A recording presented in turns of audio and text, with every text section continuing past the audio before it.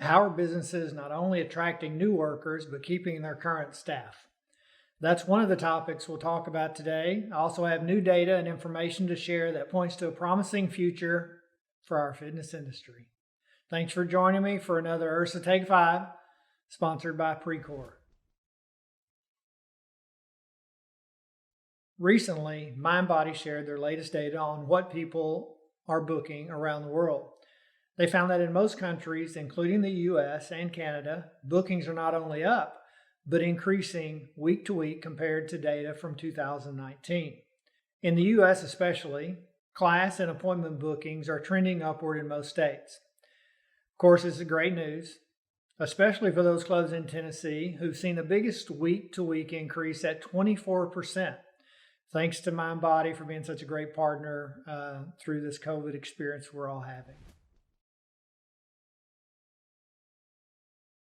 Many clubs have been sharing that they're having a hard time hiring, recruiting, bringing back, or keeping staff as pandemic restrictions ease and we return to something close to normal. Some businesses have turned to increasing the minimum wage they offer their staff, as well as adding additional incentives.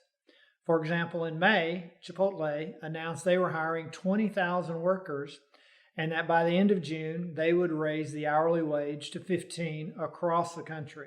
But to cover the increase in wages, the restaurant also is increasing the price on menu items by 4%.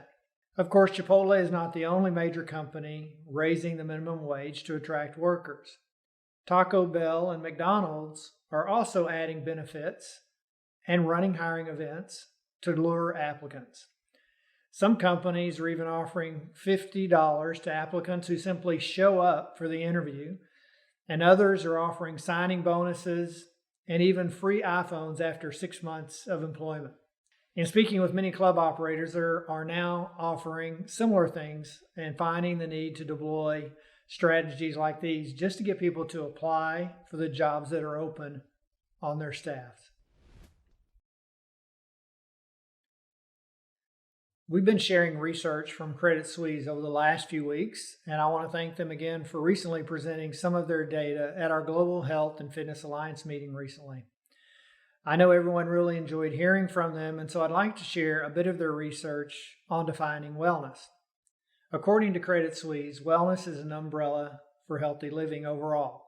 In the research, they say that the three trends behind the quickly developing healthy products and technology include 1, those supporting healthier eating, 2, physical activity, and 3, mental health and physical self-care.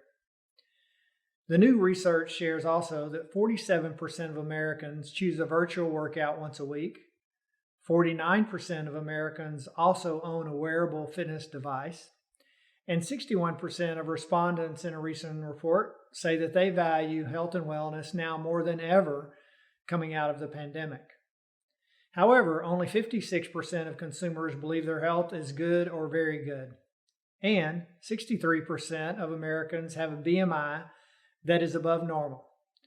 So we still have a long road ahead of us in the journey of helping more people become active and lead healthier lifestyles.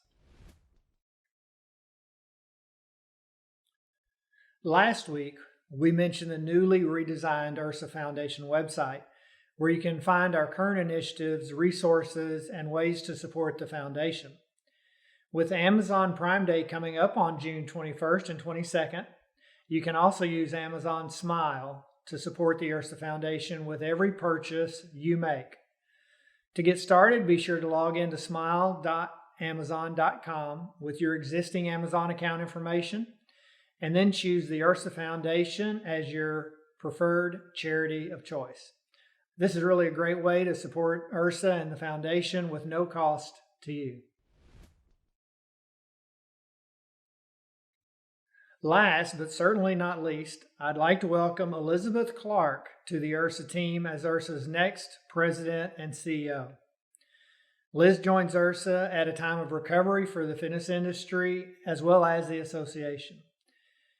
Some of the great news is she has really extensive experience with trade associations and previously led government relations and advocacy at the National Confectioners Association, or NCA. Among her notable accomplishments, Liz lobbied the administration to have confection manufacturing deemed essential during the pandemic. Crazy, right? Well, she plans to take the reins of IHRSA beginning August 16th. So from all of us here at IHRSA, welcome to the team. That's it for this week's Take 5. Thanks for joining me again, and I'll see you next week.